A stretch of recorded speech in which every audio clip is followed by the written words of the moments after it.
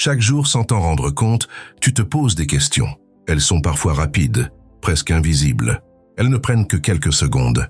Et pourtant, elles influencent profondément ta manière de penser, de ressentir et d'agir. Le matin, dès que tu ouvres les yeux, ton esprit s'active. Il analyse, il anticipe, il interprète. Très souvent, il commence par chercher ce qui ne va pas, ce que tu n'as pas fait, ce qui te manque, ce qui pourrait mal se passer. Ce processus est automatique. Mais ce que la plupart des gens ne réalisent pas, c'est ceci. Leur esprit ne crée pas ses pensées au hasard. Il répond à des questions. Si tu te demandes « Pourquoi ma vie est compliquée ?», ton esprit va chercher des éléments qui confirment cette idée. Si tu te demandes « Pourquoi je manque de motivation ?», il va te fournir des raisons, des souvenirs, des preuves. Autrement dit, ton esprit fonctionne comme un système de réponse. Il ne choisit pas la direction, il suit la question. C'est un principe simple mais fondamental. Des experts en développement personnel comme Tony Robbins ont largement insisté sur ce point. La qualité de ta vie dépend en grande partie de la qualité des questions que tu te poses.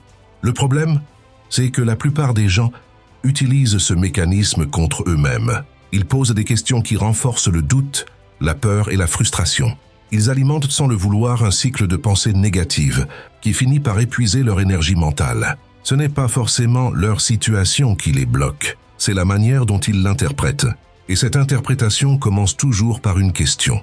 Comprendre cela change tout. Car si ton esprit répond automatiquement aux questions, alors en changeant tes questions, tu peux influencer tes pensées. Et en influençant tes pensées, tu peux progressivement transformer ton état mental, ton énergie et tes actions. Dans ce contenu, tu vas découvrir comment utiliser ce mécanisme à ton avantage. Tu verras pourquoi certaines questions te maintiennent dans un état négatif et comment d'autres peuvent au contraire te redonner de la clarté, de la motivation et du contrôle. Ce ne sont pas des techniques complexes, ce sont des ajustements simples mais puissants. Et si tu les appliques correctement, ils peuvent modifier en profondeur la manière dont tu vis tes journées. Parce qu'au fond, tu ne contrôles pas toujours ce qui t'arrive, mais tu peux apprendre à contrôler les questions que tu te poses. Et cela peut suffire à changer la direction de ta vie. Ton esprit n'est pas passif. Il ne se contente pas d'observer ce qui se passe autour de toi. Il analyse en permanence, interprète, compare, anticipe. Mais surtout, il fonctionne selon un mécanisme précis. Il cherche des réponses. À chaque instant, consciemment ou non, tu lui poses des questions. Et à chaque fois, il se met au travail pour y répondre. Ce processus est automatique. Tu n'as pas besoin de réfléchir volontairement pour qu'il s'active. Dès qu'une question apparaît dans ton esprit, ton cerveau commence à chercher des éléments pour y répondre. Souvenirs, expériences, croyances, interprétations. C'est ainsi que tes pensées se construisent. On peut résumer ce fonctionnement simplement. Ton esprit est une machine à questions et à réponses. Il ne décide pas si la question est utile ou destructrice. Il ne juge pas si elle va t'aider ou te freiner. Il répond. Si tu te demandes « Pourquoi tout est difficile pour moi ?» Ton esprit va parcourir ton passé et ton présent pour trouver des preuves. Il va te rappeler des échecs, des moments de frustration, des situations où tu t'es senti bloqué. Et plus il trouve de réponses, plus cette idée devient réelle à tes yeux. À l'inverse, si tu changes la question, « Comment puis-je améliorer cette situation ?» Le processus reste le même, mais la direction change. Ton esprit ne cherche plus des problèmes.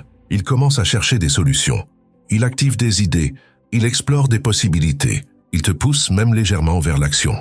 Ce mécanisme explique pourquoi deux personnes dans une situation similaire peuvent réagir de manière totalement différente. L'une va se sentir bloquée, dépassée, sans issue. L'autre va chercher des options, tester, avancer progressivement. La différence ne vient pas uniquement de leur capacité. Elle vient des questions qu'elles se posent. Ton cerveau fonctionne un peu comme un moteur de recherche. Si tu tapes une requête négative, il te donne des résultats négatifs. Si tu changes la requête, les résultats changent aussi. Et comme tout moteur de recherche, il devient de plus en plus précis avec le temps. Plus tu poses un type de question, plus il devient rapide pour y répondre. C'est ainsi que se créent les schémas mentaux. À force de te poser les mêmes questions, tu conditionnes ton esprit à suivre les mêmes chemins. Les mêmes pensées reviennent, les mêmes émotions s'installent, les mêmes comportements se répètent. Sans que tu en sois pleinement conscient, tu programmes ton propre fonctionnement mental. C'est pour cela que certaines personnes ont l'impression d'être coincées dans leur tête, Elles ne manquent pas d'intelligence ou de capacité. Elles sont simplement enfermées dans des cycles de questions qui les tirent vers le bas. La bonne nouvelle, c'est que ce mécanisme fonctionne dans les deux sens. Si ton esprit peut renforcer le doute, il peut aussi renforcer la clarté. S'il peut amplifier le stress, il peut aussi amplifier la motivation. Tout dépend du point de départ, la question. Comprendre cela est une étape essentielle. Parce qu'à partir du moment où tu réalises que ton esprit répond automatiquement, tu reprends une forme de contrôle. Tu n'es plus simplement soumis à tes pensées. Tu peux commencer à influencer leur direction. Et cette prise de conscience ouvre une possibilité simple mais puissante. Changer les questions pour changer les réponses. C'est à partir de là que la transformation devient possible. Si ton esprit est une machine qui répond aux questions, alors une réalité s'impose. Toutes les questions n'ont pas le même impact. Certaines t'aident à avancer, d'autres te bloquent, t'épuisent et te maintiennent dans un état négatif. Le problème, c'est que les questions les plus destructrices sont souvent celles que tu poses automatiquement sans même t'en rendre compte. Elles apparaissent dans des moments de stress, de fatigue ou de doute. Par exemple, pourquoi moi? Pourquoi je n'y arrive pas? Pourquoi je suis comme ça? Ces questions semblent anodines, mais leur effet est profond. Elles orientent ton esprit vers une seule direction, le problème. Lorsque tu demandes « Pourquoi moi ?», ton cerveau ne cherche pas une solution. Il cherche une explication qui confirme ton sentiment d'injustice ou d'impuissance. Lorsque tu demandes « Pourquoi je suis nul ?», il ne remet pas en question cette idée. Il part du principe qu'elle est vraie et il cherche des preuves. C'est là que le piège se referme. Ton esprit commence à accumuler des éléments négatifs. Des erreurs passées, des échecs, des critiques, des comparaisons. Petit à petit, ces réponses renforcent une perception négative de toi-même et de ta situation. Ce mécanisme est silencieux, mais il consomme énormément d'énergie mentale. Au lieu de chercher des issues, ton cerveau tourne en boucle sur les mêmes pensées. Il analyse sans avancer, il réfléchit sans agir. C'est ce qui crée cette sensation d'être bloqué. Tu penses beaucoup, mais tu n'avances pas. Avec le temps, ce type de question peut installer un véritable cercle vicieux. Plus tu te poses des questions négatives, plus tu obtiens des réponses négatives, plus ton état émotionnel se dégrade et plus tu es susceptible de poser à nouveau ce type de questions. Ce cycle peut mener à une fatigue mentale intense, parfois même à une perte de motivation profonde. Ce n'est pas nécessairement ta réalité qui est la plus difficile, c'est l'interprétation constante que tu en fais. Et cette interprétation commence toujours par une question. Des approches modernes, comme la psychologie cognitive, montrent que nos pensées influencent directement nos émotions et nos comportements. Lorsque tes pensées sont orientées vers le négatif, ton état interne suit la même direction. Ainsi, une mauvaise question ne reste jamais isolée. Elle déclenche une chaîne de réactions. Pensée, émotion, comportement. Si la question était négative, la chaîne l'est aussi. C'est pour cela que certaines personnes ont l'impression de subir leur propre esprit. Elles ne comprennent pas pourquoi elles se sentent bloquées, démotivées ou anxieuses. En réalité, elles alimentent inconsciemment ce fonctionnement à travers leurs questions.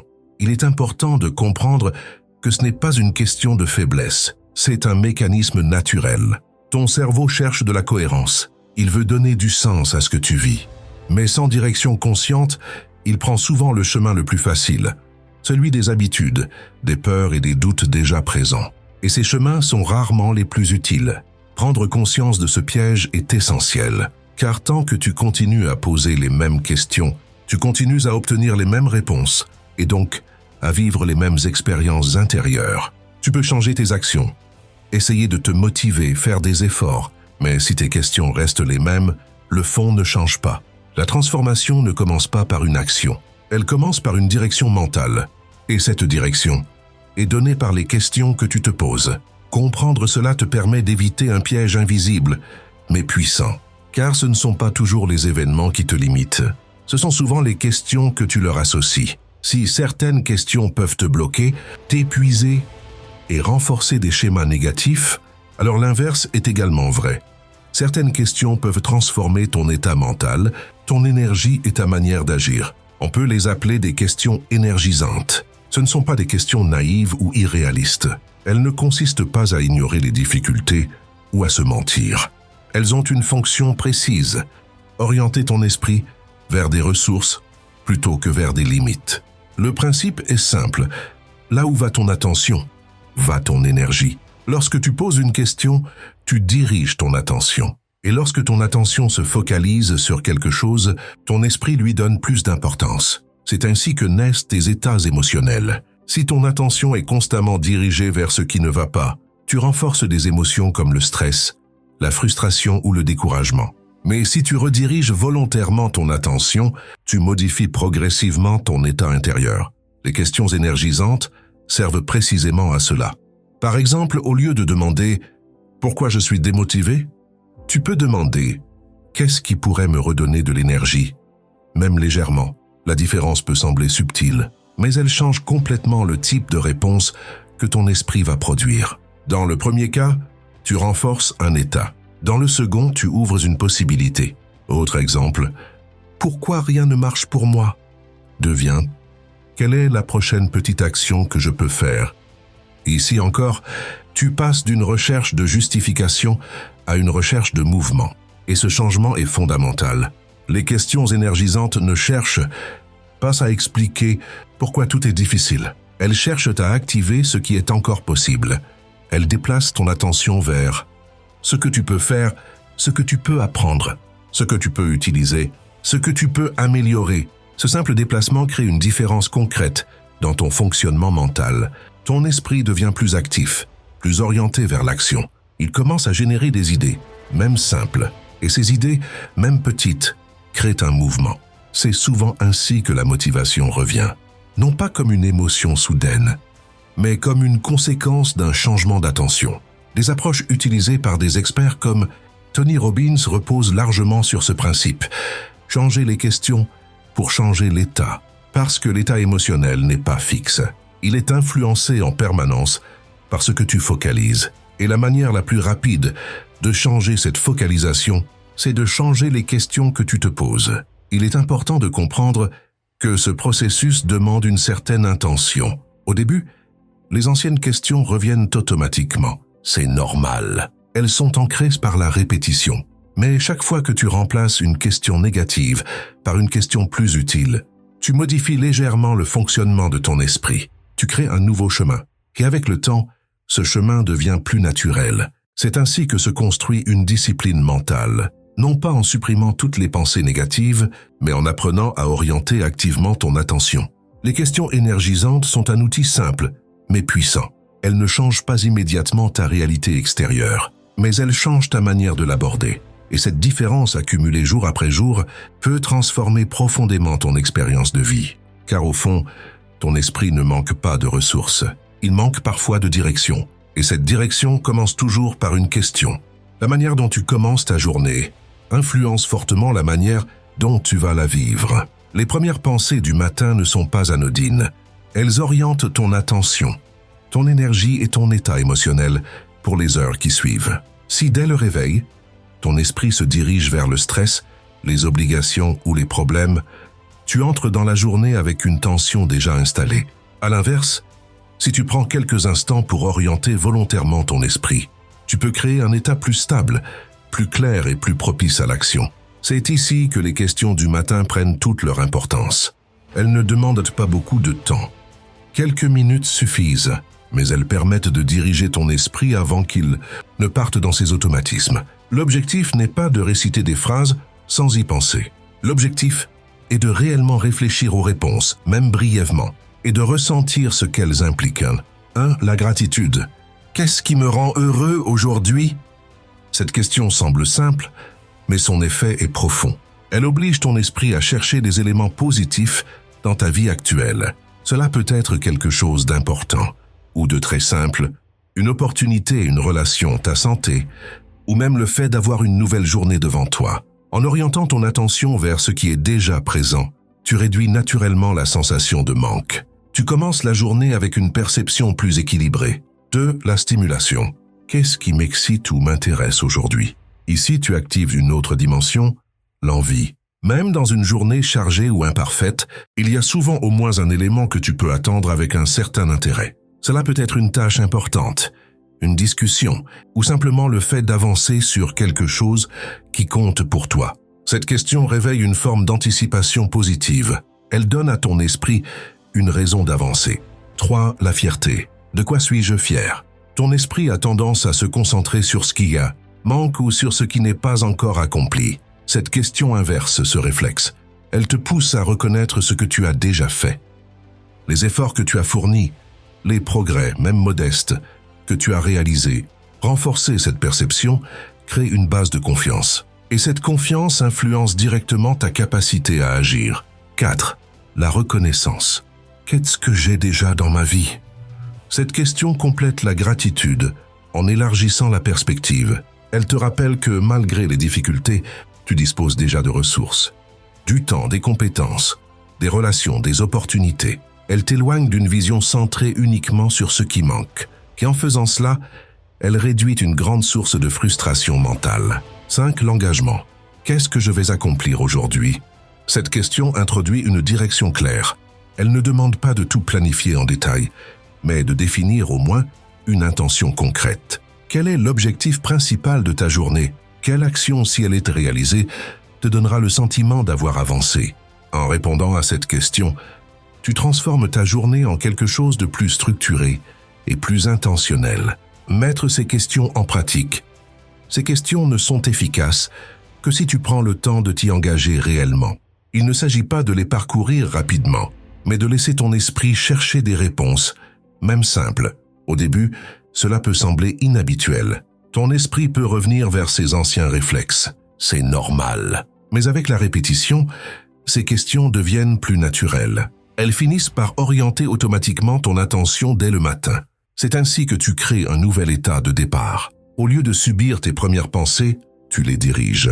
Et cette différence, même subtile, influence toute la suite de ta journée. Car une journée ne commence pas seulement avec ce que tu fais, elle commence avec ce sur quoi tu choisis de te concentrer. Et ce choix commence, encore une fois, par une question. La manière dont tu termines ta journée est tout aussi importante que la manière dont tu la commences. Le soir est un moment particulier. Ton esprit ralentit. Il revient sur les événements de la journée. Il cherche à donner du sens à ce que tu as vécu. Sans direction consciente, il a tendance à se focaliser sur ce qui n'a pas fonctionné. Les erreurs, les retards, les choses que tu aurais pu mieux faire. Ce biais est naturel, mais s'il devient automatique, il entretient une perception négative de tes journées, même lorsque tu avances réellement. Les questions du soir permettent de corriger ce déséquilibre.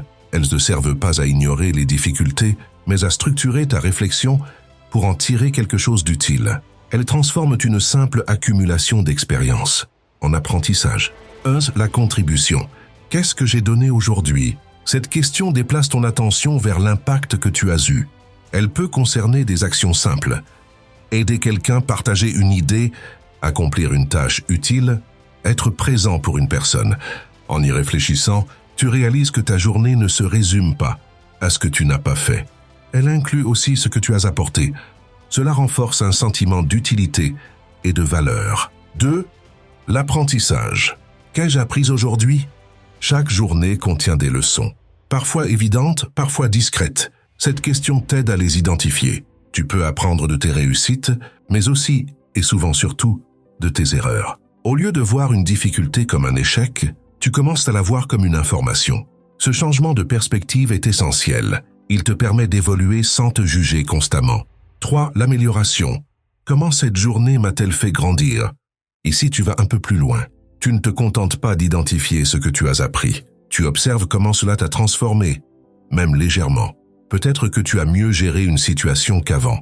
Peut-être que tu as pris conscience d'un comportement à ajuster. Peut-être que tu as simplement tenu bon dans un moment difficile. Ces évolutions sont parfois invisibles au premier regard, mais elles construisent ta progression sur le long terme. Changer la perception de tes journées, ces questions ont un effet cumulatif. Elles t'aident à sortir d'une vision binaire, réussite ou échec.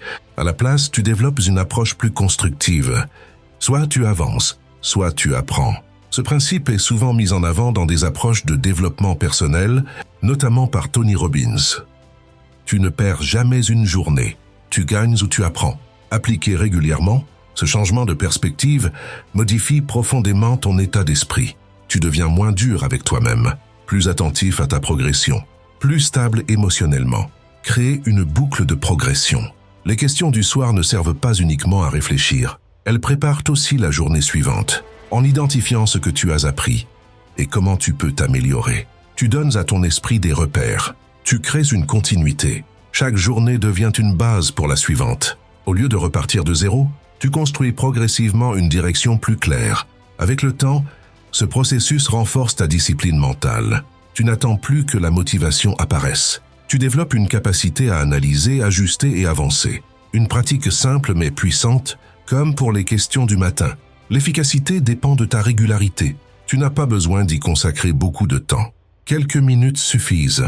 L'essentiel est d'être sincère dans tes réponses. Même si la journée a été difficile, il y a toujours quelque chose à observer, à comprendre ou à améliorer.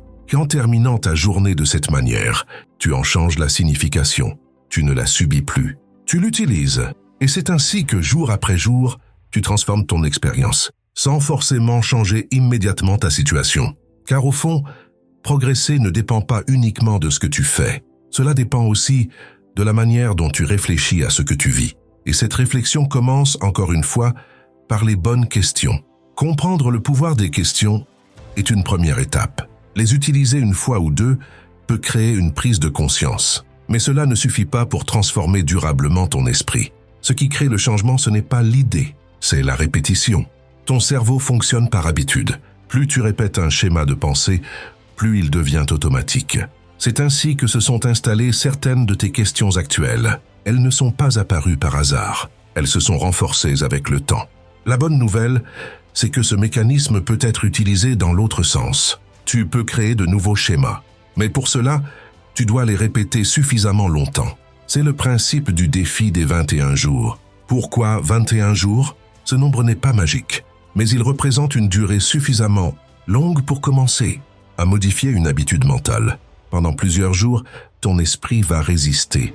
Il va revenir vers ses anciens automatismes, vers ses anciennes questions. C'est normal. Ton cerveau cherche ce qu'il connaît déjà. Il privilégie les chemins les plus familiers. Mais chaque fois que tu reviens volontairement aux nouvelles questions, tu renforces un nouveau chemin.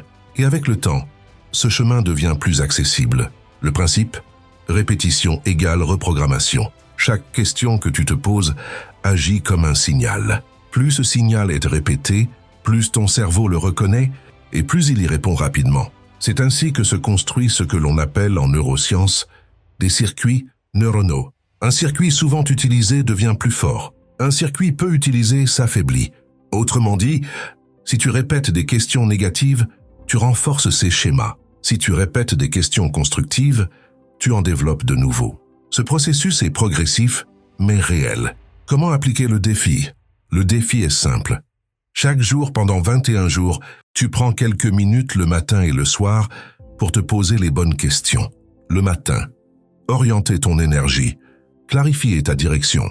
Le soir, analyser, apprendre, ajuster. L'important n'est pas la perfection. Il est possible que certains jours tu oublies ou que tu répondes rapidement sans vraiment t'impliquer. Ce qui compte, c'est de revenir à la pratique. La constance prime sur l'intensité, ce que tu peux observer. Si tu appliques ce processus sérieusement, certains changements peuvent apparaître progressivement. Une plus grande clarté mentale, moins de pensées négatives automatiques, une meilleure capacité à te concentrer sur des solutions, une sensation de contrôle plus stable. Ces changements ne sont pas forcément spectaculaires au début. Ils sont souvent subtils, mais accumulés sur plusieurs jours, ils deviennent significatifs. Reprendre le contrôle de ton attention. Au fond, ce défi ne consiste pas simplement à poser des questions. Il s'agit d'apprendre à diriger ton attention, car ton attention est une ressource limitée, et la manière dont tu l'utilises influence directement ton expérience. Si tu la laisses se disperser ou se focaliser sur le négatif, tu subis ton propre esprit. Mais si tu apprends à la guider, tu crées une forme de stabilité intérieure, et cette stabilité change ta manière de penser, de décider et d'agir. Une transformation progressive. Il est important de rester réaliste. Ce processus ne va pas transformer ta vie du jour au lendemain, mais il peut modifier profondément ta manière de vivre tes journées. Et c'est souvent ainsi que les changements durables se produisent. Par des ajustements simples, répétés dans le temps. Le défi des 21 jours est une manière concrète de commencer, non pas en cherchant une solution immédiate, mais en construisant progressivement un nouveau fonctionnement mental, Car au final, tu programmes ton esprit chaque jour, que tu en sois conscient ou non. La question est donc simple. Vas-tu continuer à le faire inconsciemment ou décider de le faire volontairement? Comprendre les bonnes questions et pratiquer pendant quelques jours est une étape importante. Mais pour que ce changement devienne durable, il doit s'intégrer dans ta vie quotidienne. Sinon, tu risques de revenir progressivement à tes anciens automatismes. L'objectif n'est pas de faire cet exercice de manière ponctuelle. L'objectif est d'en faire un réflexe. Passer de l'effort à l'automatisme. Au début, poser des questions intentionnelles demande un effort. Tu dois y penser. Tu dois t'arrêter. Tu dois orienter consciemment ton esprit. Mais avec la répétition, ce processus devient plus naturel. Ton cerveau commence à adopter ces nouvelles directions sans que tu aies besoin d'y réfléchir autant. C'est à ce moment-là que le véritable changement commence. Tu ne forces plus ton esprit, tu le guides instinctivement. Créer des déclencheurs simples pour intégrer cette pratique. Il est utile de l'associer à des moments précis de ta journée. Par exemple, le matin juste après ton réveil, le soir avant de dormir. Mais tu peux aller plus loin. Tu peux utiliser certaines situations comme déclencheurs, quand tu te sens stressé, quand tu doutes, quand quelque chose ne se passe pas comme prévu. Au lieu de laisser une question négative apparaître automatiquement, tu remplaces consciemment cette question. Par exemple, pourquoi ça m'arrive encore? Devient qu'est-ce que je peux faire maintenant? Ce type d'ajustement, répété dans différents contextes, renforce ton contrôle sur ton fonctionnement mental. Accepter les moments de retour en arrière. Même avec de la pratique, il est normal de retomber parfois dans d'anciens schémas. Certaines situations déclenchent automatiquement des réactions habituelles. Cela ne signifie pas que tu as échoué. Cela signifie simplement que ces schémas sont encore présents. La différence, c'est que maintenant tu peux les reconnaître plus rapidement. Et dès que tu en prends conscience, tu peux réorienter tes questions. Ce moment de bascule est essentiel. Il marque le passage d'un fonctionnement automatique à un fonctionnement conscient. Renforcer la discipline mentale. Intégrer ces questions dans ta vie développe une forme de discipline particulière.